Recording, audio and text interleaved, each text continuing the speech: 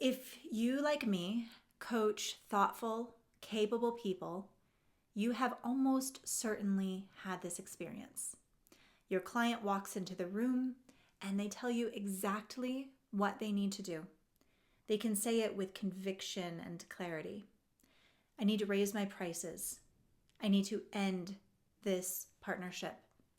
I need to say no to this project.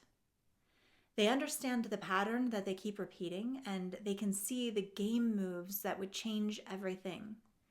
It's like they're standing here and they're looking over there at the horizon, and as the crow flies, it looks like the bridge is almost created, but there's a few bricks missing, and those bricks are everything. Because you don't have to dig for the insight, it's already sitting there in the conversation. So it's not just about seeing more or understanding more. So you'll talk through the steps together, the path forward looks clear, and by the end of the session, you can feel the decision gathering weight. It feels like the moment where things are about to really move. And then the following week arrives. Crickets. Nothing happened.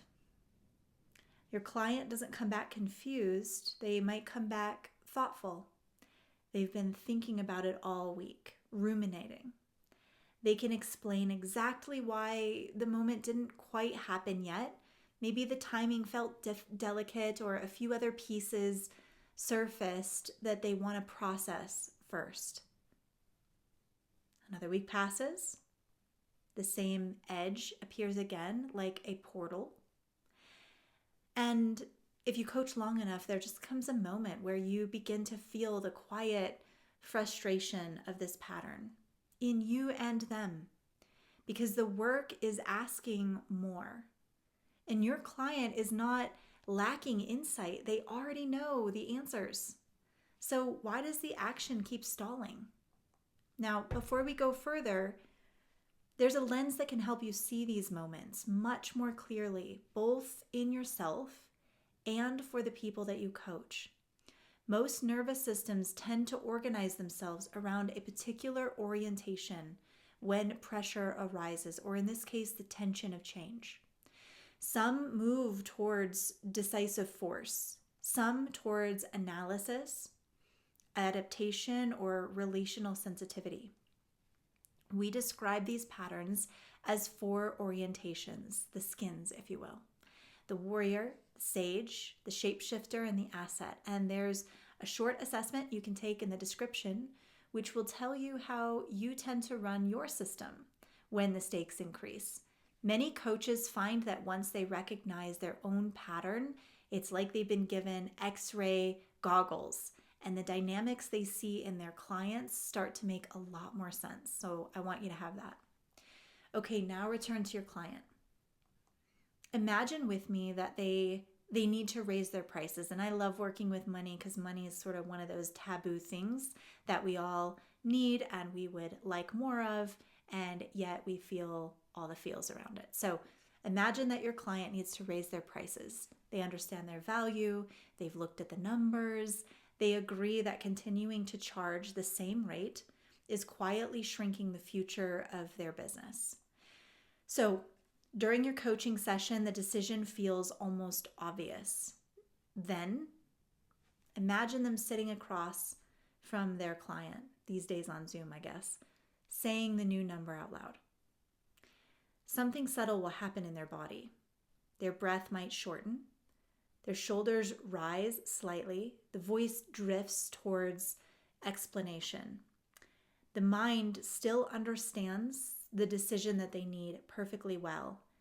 But now the organism, the system underneath, carrying the pressure of the moment, well, that pressure is a totally different experience than talking about it in a coaching session, you know?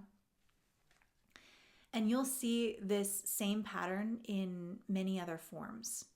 A leader will know that they need to confront someone on their team who has been quietly undermining the culture. They've explained the situation clearly in your session. They might even feel bold about it and fired up and ready, and they know exactly what needs to be said, but then the meeting arrives and their body tightens and their attention fragments, and the conversation softens around the edges, begins to smooth. Or a creative, a visionary who knows that they're ready to make a bigger impact and they need to show their work publicly. They understand the opportunities in front of them to do so, and it feels so right in their voice. They can describe it with excitement to you. And then the moment comes to press publish. Whew. And they feel like in their body, they're about to do something wrong. The body is negotiating visibility, reputation, judgment, and they might pull back. So the action will quietly slip into another week scheduled for the future. At some point in coaching, you begin to see this pattern clearly. Your client does not need another explanation. Your client needs the capacity to carry the pressure of the actions they already understand in the ways they need to change. Every meaningful move in life places load on the nervous system. It threatens belonging, stability, our sense of identity, or our reputation in some form. The mind can recognize the right moves instantly, but the organism underneath must decide whether it feels safe enough to carry it. When the nervous system senses that the load is manageable, your client will move. They'll say the number, they'll deliver the message, they'll step into the opportunity. It's NBD, no big deal. When the system reads the moment as threatening, the body regulates away from the edge. So from the outside, it'll look like procrastination, and you might start solving the problem of procrastination. But from the inside, it's protection.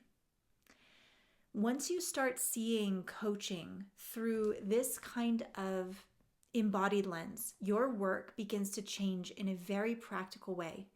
Because instead of endlessly discussing narrative and interpretation, you begin helping your clients build the actual somatic capacity required to carry the bigger lives that they say they want. So a leader will learn how to remain steady while delivering a difficult truth.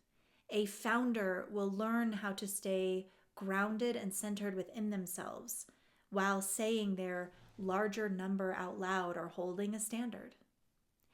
A creative, a visionary will learn how to hold and invite attention without shrinking from it.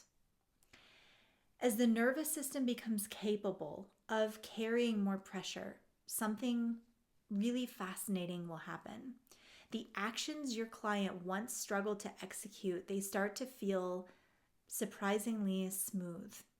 And that shift from insight to capacity, that is exactly the deeper work that we do inside the Prestige.